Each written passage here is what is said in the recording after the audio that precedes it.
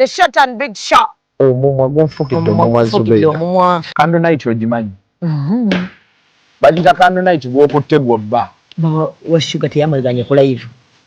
Pamoja ekiri. Vamo. Bendera ddala. Omusajja ate ng'anaakuswaza ajja kwana black sugar. Abasajja mwenye Uganda tebakati. N'oyingira n'atakubuuza. Ekibonyaabonya ababooda abasinga. Financial literacy. Oli abeera n'etaano ate nagenda n'akwanamu. Ddala mutabani wange wakati w'emyaka alina okuba ng'ekyalo akikuttemu ekitundutundu. Anayakola kimpanya n'alagako nno panda ekisiwa muzannyo. Ate kyenayagala ku ttiimu ya Mama Fin. Sente eziwaayo. Naye tebasaba njawulo. The short and big show. Abantu bajaagalira ddala. We always love you.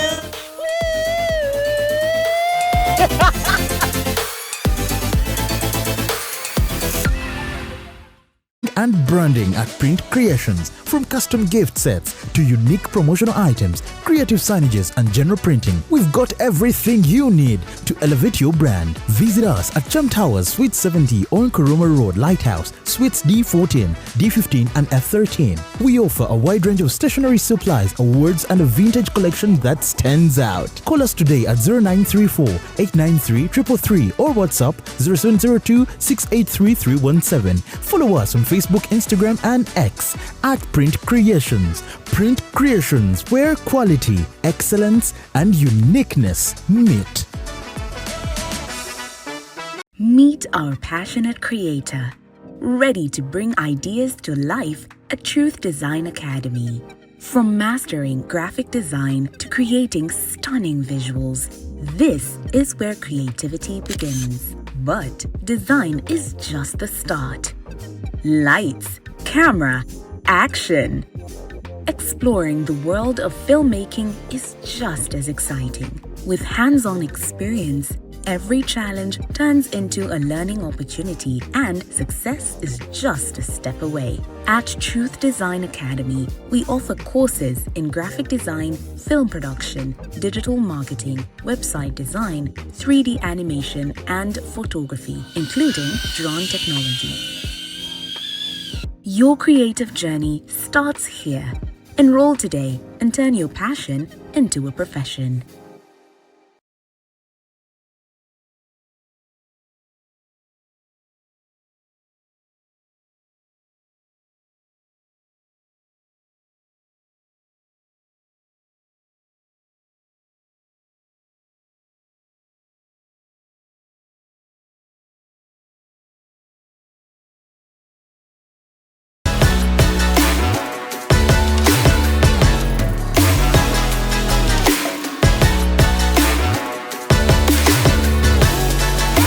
Hey yo, what's up my people? This is the baddest Azari right here on Executive Media with RealTime with Mimi. Stay locked in. Yeah.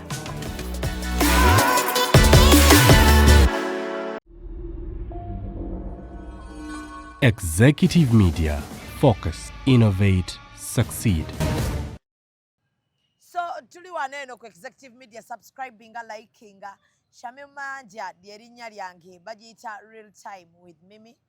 Era ng'olwaleero ndi n'omukulu okyali empapula bazikuwa.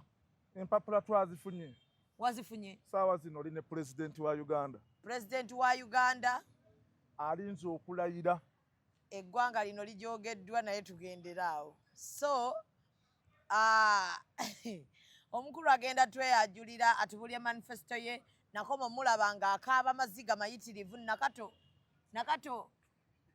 jali buli lwoyogera ku nakato amaziga gabula kumpitamu buyisi situukanga ka kati nze nsula mu balonzi ennaku zino zonna kati mbuliraako ekirowoozo ky'okwesimbawo kyajja ddi kirowoozo kino ndudde nakyo nakitandiika buto mu myezi nga 7-8 awo ntandika okulowooza ku ggwanga. Olowooza ku ggwanga? Nga tulowooleza eggwanga. Gwe naani? Nze n'abantu bange abaawansi. Mwalina we mwatuula?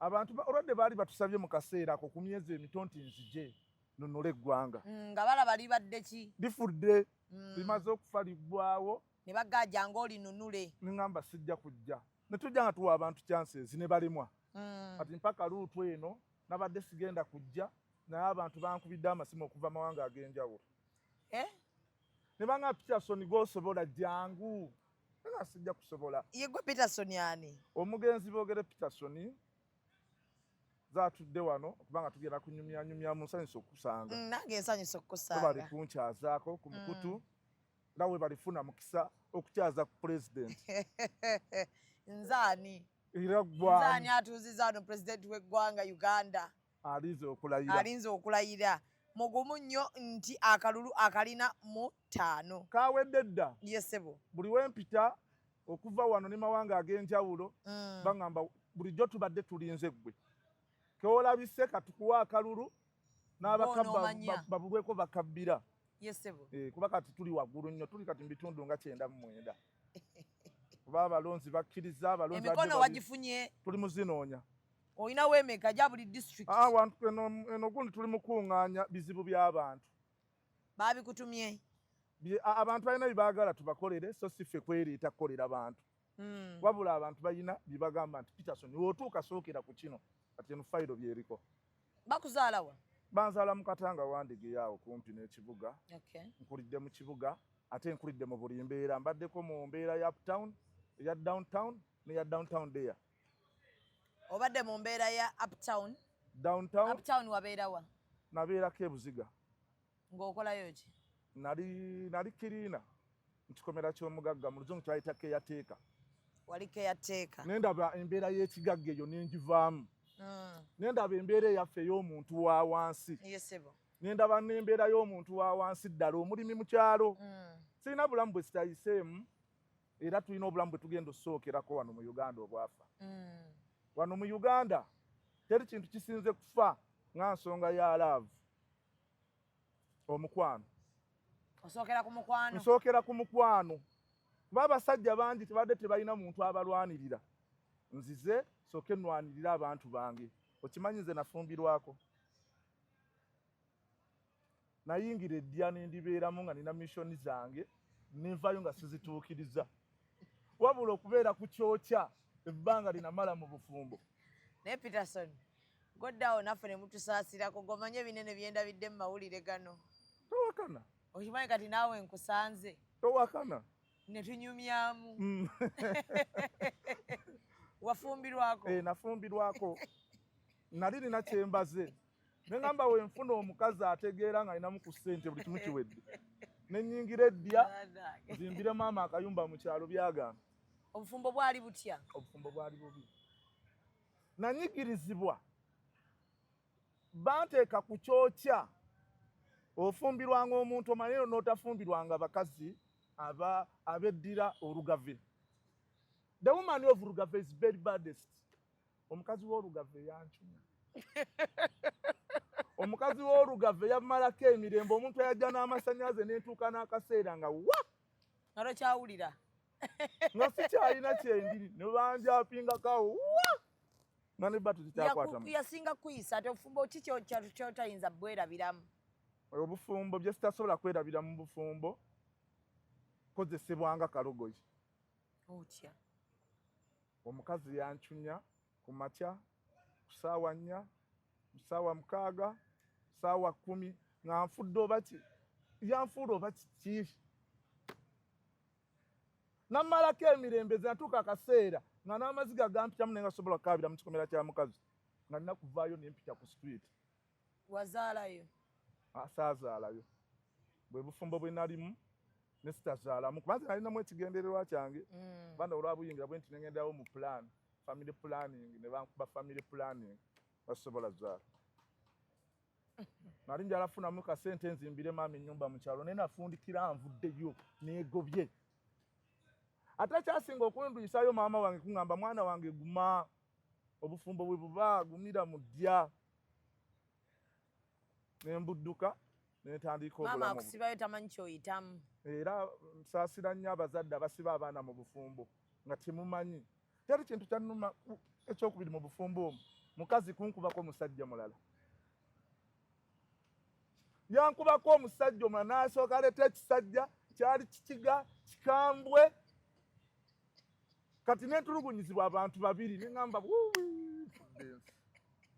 era ekyantaasa kwata mu byange empale zange zimu zasigalayo amasaati gange neneeyongerayo we naddukirako mu bitongole ebirwanirira eddembe ly'abafumbo omusajja tebamuwuliriza e Uganda kati ekikwatagana obufumbo nkimanyi so kyogenda osookerako kyensookerako nvaawo nzire ku nsonga y'abaana abeetunda nze neetundako neetundako wano mu kibuga nfune akasente naye ki nali nkolera Wandege yawo ku bitaala waliwo akakuba kaali kasalangamu ku kikentu naikyo kugwa ku muzikiti e Wandege so kati baakaggalawo tekakyaliko katale nakolerawo ddala ebbanga nga bakugula mmeka olukiro kisinziira zaatya bano abakazi b'emmere baatuwangayo 5 tebafuna bulungi kuleka ng'ofunye kuba benzi owa benzi yajja n'akuwaayo omutwalo aba benzi nga babagula nze omukazi yasembayo okuwungula yalina mukazi mugundi mu Ethiopia oyo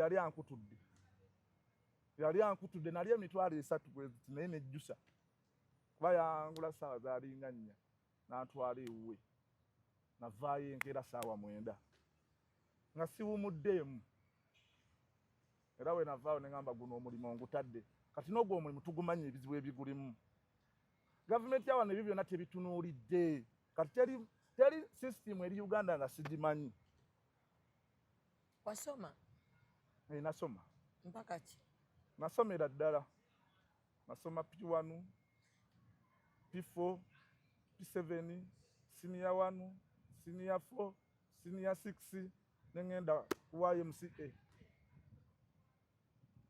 netukolawo nakola kosi bali bagiyita oba linnya lyenvudde mu mutwe hair dressing okutunga engoye mu biviiri twakola kosi eyo tutandika onnoonya emirimu z'ebigoye mu nviiri nga tebikola wano nenkyusa neŋŋenda kumukati nenkolayo production ati abantu abali bagamba mu Peterson teyasoma nasomera ddala era n'ebiwandiiko mbirina muno njagala laba biwandiiko bye namu bibuuzo bya primary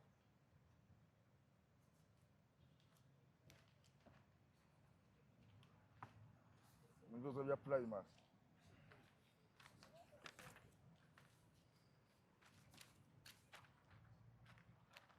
naye ate kuliko Kasule Sudaisi kuliko Kasule Sudaisi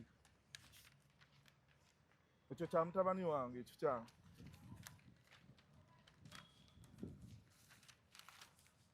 ennyumba yaffe yonna yasoma ono mukiibi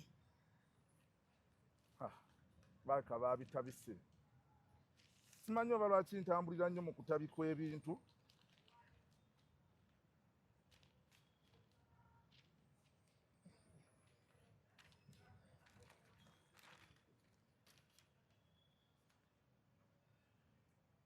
bino ebintu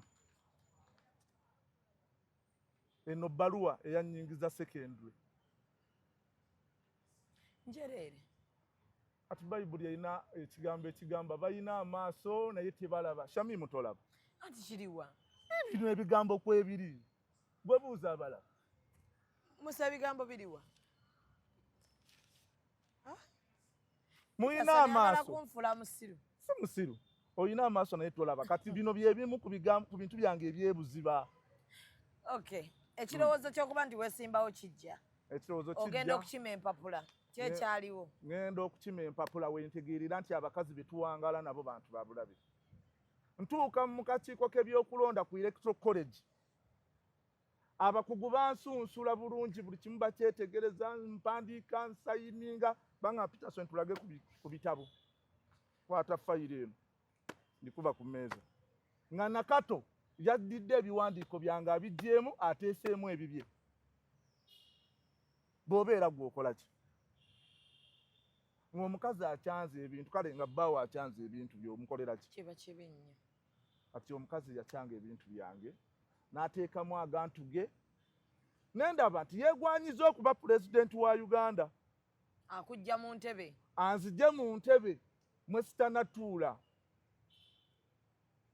naye mukama mulungi bwe natuuka nenvaawo nentandika okuyiga nakato mabegakawo ne bankubira esimu nti ali mu kibuga ne tugobagana ne mu kibuga kilomita 100 ne musuuzaako ebiwandiiko ebimu bye baali baagala.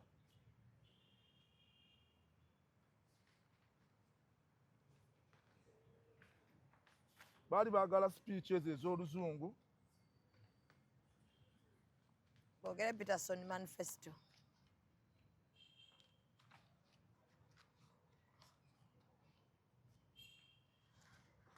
My fellow Ugandans, I wear torn shoes, all gumboots, and ordinary clothes, not because I can't afford new ones. But because I walk on the same muddy paths as you. If your shoe has a hole, mine has 3. And if you have ever lived in the ghettos, if it rains, a gumboot is the only solution. We are one. Even China speaks its languages. Why can't we make Uganda, Atesolunyanko and others global? No more English. Only shame, let the world learn Jebaliko. Chikomando economics. I eat chikomando not for taste but for solidarity. If you survive on 1 meal a day, so will you reserve? Nedda. President, no more stealing matoke from your plates. My cabinet meeting, street vendor, Rolex and Mogati, Nagonja, budget saved. The Frogo philosophy as my symbol. Kati abantu abamu baade beebuuza nnyo akabonero kaffe tugakozesa ekikere okimanyi naye tulinayo buno kwe bayita akawula mu luzungu bayita ddandala okamanya akawulula kana akatta akattirawo nti bwe kalya tesula ke tugenda okukozesa kasobole okulya buli mubbi buli muntu atagenda weereza bana Uganda ng'ali kabineti yaffe asobole okufaaveewo. So tugakozesa nnyo akabonero ak'ekikere bana Uganda batwesige. Ndowooza ebintu biri smart nnyo mu luzungu. Kati mbadde nkyakunyumiza. Nvaayo ate nzirayo ku Friday. Wazzeeyo? Nazzeeyo. Bwe nzirayo nga ntutte certificate ya senior 4 ne ya senior 6 ntuuka ogiraga abantu abakulu bali balaba paasiri. Nga bakozesezza amalogo. Batuuka nakato n'akozesa eddogo nga omuntu wala bwatupaasiri. Kaluge nakasaba nakawuka. Ate enguudo ezimu zeefaananyiriza nakawuka. Genda oddugale bamanye nti enfu ne bw'ona ogendayo ng'odduga tebagenda mmanya nti enguudo ziddugala. Bakakati laba just tebagenda mmanya nti nakawuka aliyo enfufu kuba tawe ogenza oddugala. Mpise buyisi mu kibuga naye ntuuse waninga ekitagasa. Wazze bwoti? Wazze bwoti? Olaba nti enfufu y'ekibuga enkubye. Muzeeyi Peterson muwe ssente. Kyakoze kikulaga kimala nti ayagala ssente. Muzeeyi. Bakuwe ssente. Muzeeyi Magala. Bakuwe ssente. Wedda just batuwe service abantu bange nze saa kulya mu bana Uganda lukwe. Bane bwe nkola ntya nabadde njadde nve mu kalulu at least nkagabe abantu ne bakaaba amaziga simu yange ejjudde message z'amaziga. Buli omu agamba bambi Peterson Katonda yakugjewa okimanyi nyizo okuba Agasiona yakadde otwegezaamu tutta naye tukyagaanye. Ongatidde ku Agasiti. Agasiti kyatukola. Naawe mwe wajjidde ne nkulaba ng'osiita ebigere nga nakato yaggyemu empapula ne nga naye bannaye. Naye kimanyi nyizo okuba nga nze Yesu. Nizo okuba nga nze Yesu Kristo abadde alindiddwa ensi. Gwe ndijjako kamera. Peter atandise okudabira ebyamulesi. Ebintu byenjogera bya makulu. Nyinza okuba ne Yesu yagambanga abantu nti nze Yesu nga bawakana. Wasoma ku byawandiikibwa. Ngo abingamba. Kati ebyawandiikibwa Yesu yatambulanga n'agamba abantu tishami nze mwana wa Katonda omutuufu nga bawakana kati nze mununuzi wa Uganda. Linda olunaku lwe tugenda owangulira akalulu waggulu Uganda ebadde erinza okufuna omuntu agitegeera. Nakugambye sirina kifo kyesitabeerangamu. Nze nabeerako mu babbi. Olaba waliyo classes nga zisomesa luzungu lwokka. Wano mukana akabanga kana akatonotono osobola ozeemanyiiza. Okitegedde? nezikwata nobamu n'oluzungu siza sente waliwo ez'obusente obutono ddala naye olwo oluzungu nduyinamu oyagala kozesa olwo lwoyinawo kati katukozese luno kubanze famire mwenva ffenna tubadde bakulembeze abalungi gweraba Dr. MC TikToker YouTuber Idi Amin Dada yali atya teyali mukulembeze mulungi yakyasinza okukola n'okukolera Uganda ebirungi kati bannayuganda bafunye replacement y'oli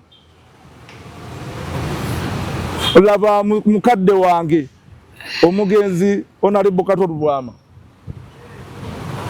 ku bintu bye yakola e Lubaga mu bbanga ettono ennyo ery'emyaka 4 yali asitudde Lubaga ng'agiteese ku kye tuyita world wide level kati ate kati nze we naakwatamu nga mbadde mu misaayi ekikula bwezito neekwata mu bukwasire eggwanga tugenda bbeerawa Katolu Bwama ali omuyita otya nakolako nekitufuula ba Luganda kati ngana we tufuukidde ddala ab'Oluganda Idi Amin Dada yasomako ne jjajja wange kati nze tufuusa ab'Oluganda era bayinza n'okebera jeni kati nga zikwatagana ate kyami tufaananamu kati ndi muganda yennyini alita nendikwata kati bwena ogenda ku interview nawe ogenda baga ndi muganda olita nendikwata gwolita kyami onsinga obukulu olina emyaka emeka nze nkyali mwana muto ndi ku saadi fulo n'akagituukako ng'olabika ng'owaataano bizibu kyova olaba oyagala otununula njagala twenunule wali oguddeko mu nnyanja nolanga mwenna mugwerayo kati njagala twenunule ekituufu Peterson tukunga abantu nsaba ojjukiza abantu naawe buli muntu gwolina mu ssimu y'omuteereko message nti bukyanga tulinda Uganda ebadde erinze kino kizze my brother Peterson yazze aka my brother tukajjeko banna gwetola olabika obadde onoonya ne baganda abo bakubulako nga nze yenze gwetunulako mu famire yewammwe olabe olabe ani abulamu buuza ku mami mukubira akasimu omugambe mami ninayo omuganda wange bw'ati amubuuze ombuuliza mu kamera twali mukubidde ng'ati omanyi kati olaba basooke bajjeko kamera osooka obuuze ebintu bino bisusse kyami tokubira maama leka tumukubire mukadde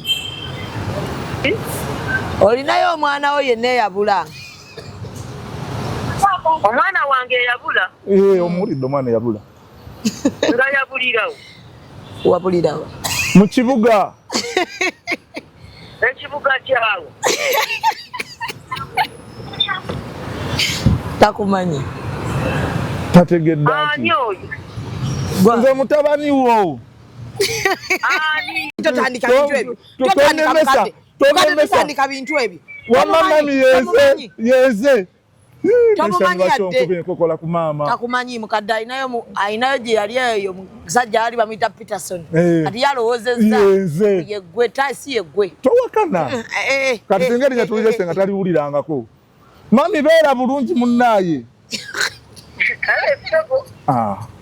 nywa Peterson Eminent Brands bakugamba nti gwalina omwana ali mu holiday tomuteeka waka kufuuka kyerererwa tomuteeka ku katuni ekamuleeta asome kamera ng'ennaku z'omwezi 8 paka ennaku z'omwezi nga 12 ate abeere nga adda ku ssomero ng'ayinawo kyalinawo ate bo aba Print Creations Uganda bakugamba nti gwayagala okubeera ng'ate oprintingamu abali mu bululu yogera nabo bulungi abo posters matishaati nkofiira buli kimu kye weetaaga okubanga kyakuprintingibwa mu kalulu banners gundi zigenda ku billboards weekwati aba Print Creations bali ku Nkuruma Road kizimbe kya Light Building wansi ku ground floor ne ku Cham Towers ababedde abataagala kukkirira eri wansi kati Gibbs Bridal tukola ku bagole era gowns weeziri ku bbeeyi eya wansi ddala tetuleka mugole nga tayambadde ate alina okuba nga ali smart